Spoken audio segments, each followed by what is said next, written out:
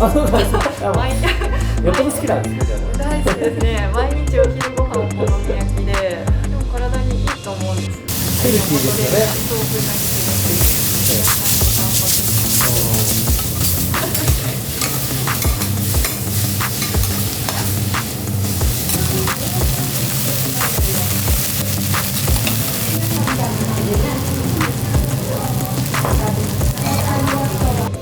マッチョで洋から取ってマッチョにした。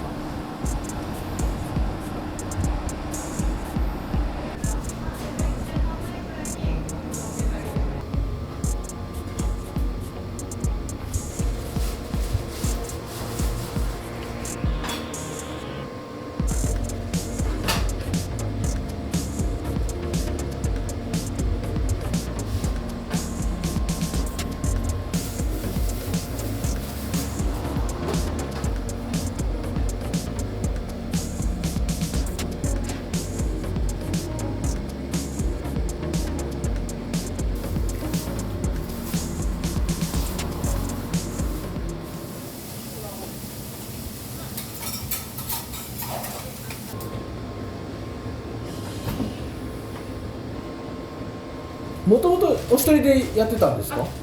そうです。ずっと一人でやって。じゃあ最近こう人が増えたみたいそうですね。今日3日目なんで。な。なんか別のところでこうやってて、独立したというか、まあお好み焼き始めたみたいななんか感じ。そこよく聞かれるんですけど、私がもともとお好み焼きが子供の頃から好きで、はい。お好み焼き屋さんになりたいっていうのは小学校の時に夢として持ってて、へただそれをね、母親に私お好み焼き屋さんになりたいって言った時に、ー、はい。母がものすごいなんか悲しい顔を悲しい顔していや女の子なんだからもっとスチュワーデスとか、ああ、夢ならね、いろんなことある。花屋さんとかいろいろあるでしょ、女らしい夢がって言って。女らしい。今までなんか本当見たことないぐらい悲しい顔をしてあ、これはなんか言っちゃいけないことなんだなと思って封印してたんですけど、はい。でも大人になったらやっぱりこう爆発してしまってで高校じゃあ今回学生の時に、はい。お好み焼き屋さんで絶対アルバイトしようってあ決めてて、本通りの方にあるあ、はい。赤坂っていうお店でアルバイトをさせてもらって、だからそこで自然に身についたかもう焼き方とか、いや、焼きもやってたわけですね、そこで。焼きも全部教えてもらってできるようになって、特に修行らしい修行というか、そこはまあ私は毎日まかないでお好み焼きが食べれるからと思ってよかったじゃん。まあ弟と一緒に20年ぐらい前にはい。店をやっぱりお好み焼き屋さんをやってて、へえ。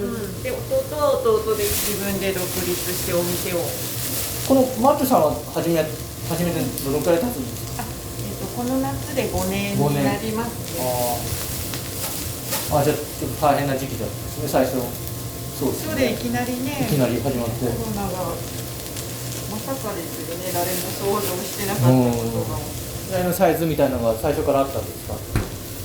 そうですね。お店の広さでこれでもちょっと広いぐらい、一人でやるには満席になって、で電話注文でテイクアウトが入って、お酒どんどんなんかおかわりとか言われたら、お会計って言われて本当にもう全集中でやってヘトヘトですね、もう終わったら。このくらいの鉄板だとそんなにたくさん焼けないですもんね。そうですね、逆に焼きすぎちゃうとタイミング逃したらもうなんか全部大変なことになる。はい。焼きそばの焼きそば作る。軽く焼いといて。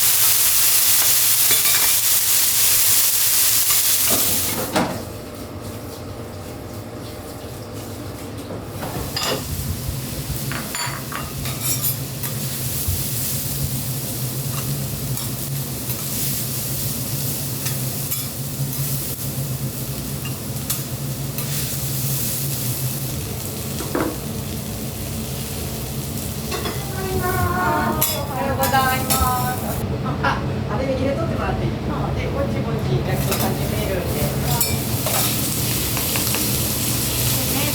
手をねちょっとほぐしてみて。そう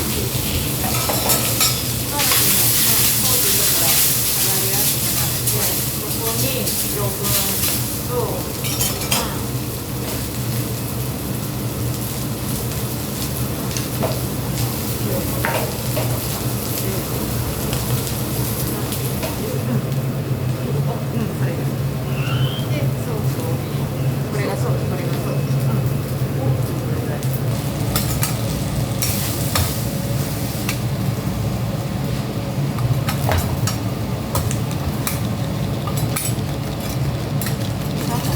マックスに両方マックスにしといてもらって。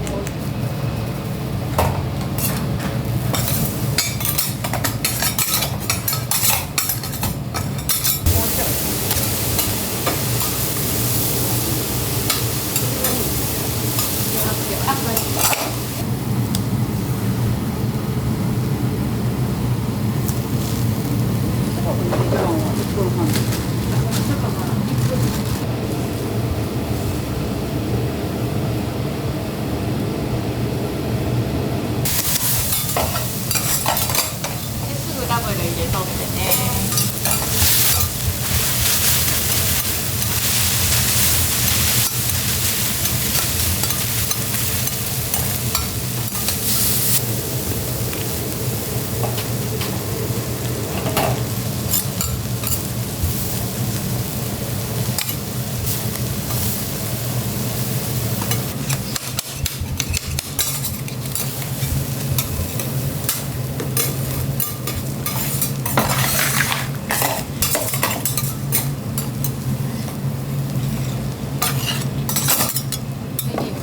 こぼれてもいいね。周りも塗ってあげる。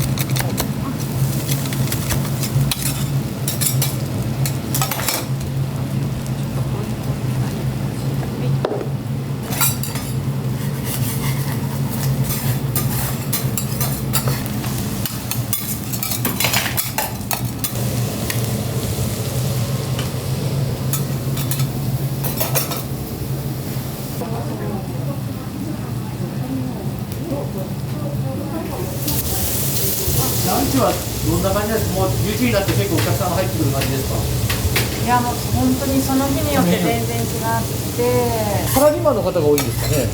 住宅街。サラリーマンの方たちが、12時回ったぐらいから来られて、あとは昼からお酒飲まれる方もいらっしゃいますし、いいですよね。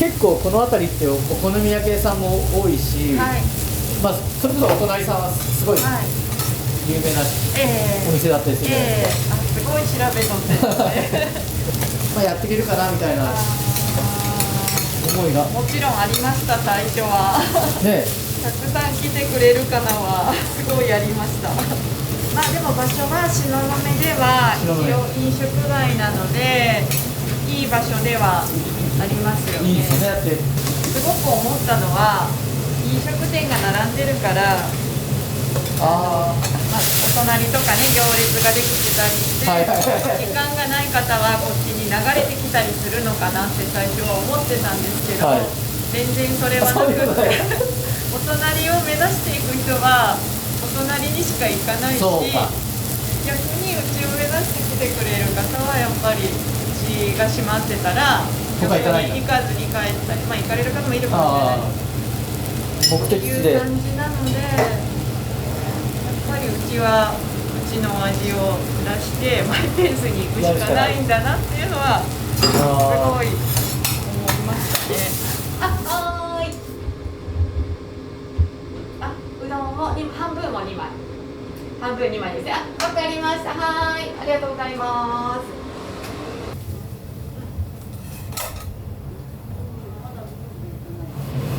ソースは三つ葉ソースですみたいな言っても大丈夫？大丈夫です。三つ葉大好きなんで私ちょっと混ぜてブレンドしてますでも圧倒的に三つ葉。一番はキャベツのカットの仕方は一番気を使ってます。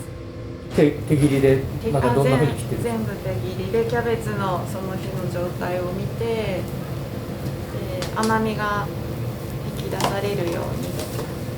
例えば硬いとか柔らかいとかいろいろありますよね。そうですね。硬い部分と柔らかい部分で切り方は変えてますね。へー。足したりするんですか？そうですね、硬い部分と柔らかい部分とで火の通りが、一緒にね同時に混ざってますね。混ざってるので、同じように火が通るように、同じ時間で火が通るように、硬いところは本当に極薄でなるほど。はいあと麺はだいぶ違いますよね。もう本当に原田製麺さんの麺大好きで、胚芽入りの麺なんですよね。その胚芽の風味がものすごくよくって自然な甘みが出て、でとっても繊細で上品で美味しい麺だと思ってるのでその良さも引き出しつつ、だからそのキャベツの甘みと、麺の甘みと自然な甘みで優しい味だねってお客さんは言ってくれるんですけど、そこにソースのスパイスが加わって甘みを引き立ててくれるので、このバランスは私とってもいいと思ってて、はいこんにちは。今日はそう増えてる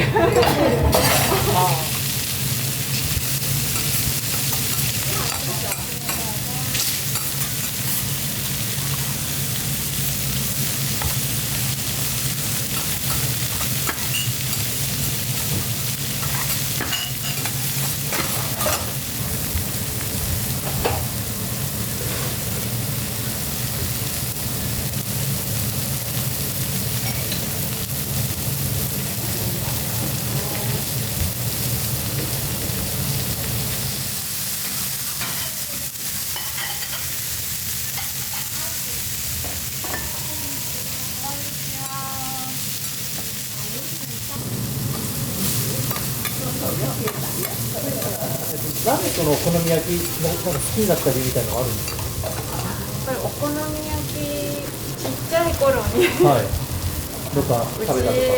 お母さんは母親はお好み焼き大好きな人だったんですけど、父がお好み焼きがもう大嫌いなお父さんでで家でお好み焼きを晩ご飯に出したらものすごく機嫌が悪くなるお父さんだったんで、父が出張で家にいない時に母親と近所のおばあちゃんがやってるお好み焼き屋さんに連れてってもらって食べるのがちっちゃい頃すごい楽しみで、そこからなんですね。そこからですね。でそこおばちゃんがねまだちっちゃかったからイカ天食べんちゃいって待ってる間イカ天くるそれもまたすごい楽しみで、おばちゃんになりたいなと思ったんでしょうね、子供心に。でそこからですかね、お好みはちょっと特別な食べ物ですね。最後の晩餐って何食べるみたいな話友達とかとするじゃないですか。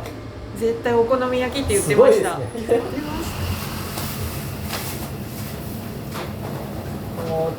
結構重労働でもあるじゃないですか、鉄板で焼いてて。でもなんかその辺はあまり深く考えずに始めたので、80歳とか90歳におばあちゃんもやってるお店もありますもんね。しますね。すごい、だから尊敬ですね。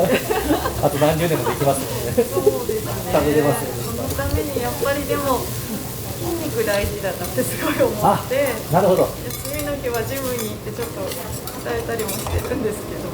それはお店の名前につながるんですか？それが全然関係なくて店の名前は私が島の出身なので、方言で、待ってるよっていうのをちょっとなまって語尾がチョルになるんです。それでマッチョルよから取ってマッチョにしたんです。大抵の方がマッチョなお兄さんが焼いてると思ってきましたって言って全然違いますね。なんかお店の看板の前にもマッチョリオって書いてありますもんね。マッチョリオで振り返った時にマッチョリオもありますね。80、90になっておばあちゃんがマッチョっていうお店やってたらちょっと面白い。面白い。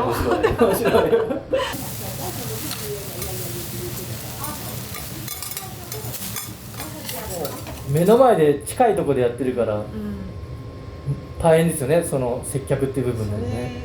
お好み焼き焼くだけじゃないんで。テーマですね。黙々と目の前のねお好みに集中して焼くだけじゃなくて、やっぱりお客さんのいろんなお話とか、まあ、会社でこんなことがあってっていう愚痴とかを慰めながら癒しながら焼きながらっていうのが、でもそこがまあでもお客さんがねそこを求めてこられてるんであれば、もう本当来てくださることがありがたいじゃないですか。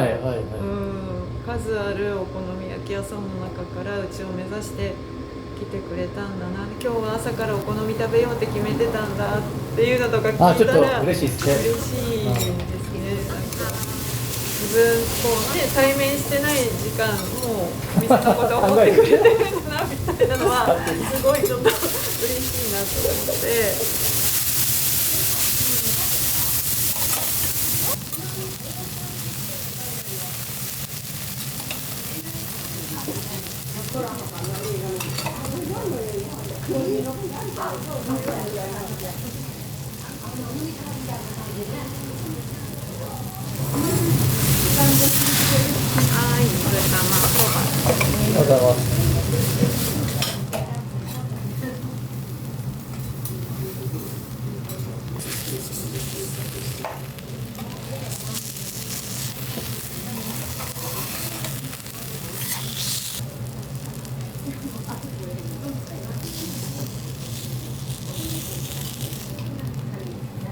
っていう町にある高井でかき屋さんっていうところがあるんですけど、私がここ始めた時にどっかなんか仕入れ先でかき屋さんいいとこないかなと思って、近所の和食のお店の店主さんにどっか紹介してくださいってお願いしたら、あ、いいとこあるけ教えて連れてってあげようって言って連れてってもらって、そしたらそこがたまたま同級生の嫁ぎ先で、外でね、嫁ぎ先だって、外で、そうなんですよ、外でなんか作業してた女性に、すいません、出かけちょっと分けてもらいたいんですって言ったら、振り向いたら、同級生、中学校の島の同級生だって、ってなって、そこからの付き合いで、そこから配達して。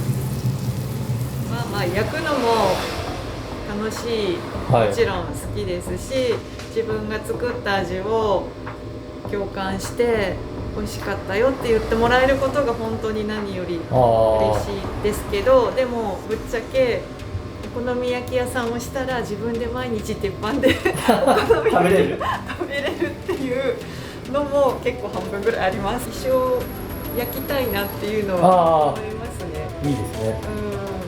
常連さんたちとあんたも年取ったねとか仕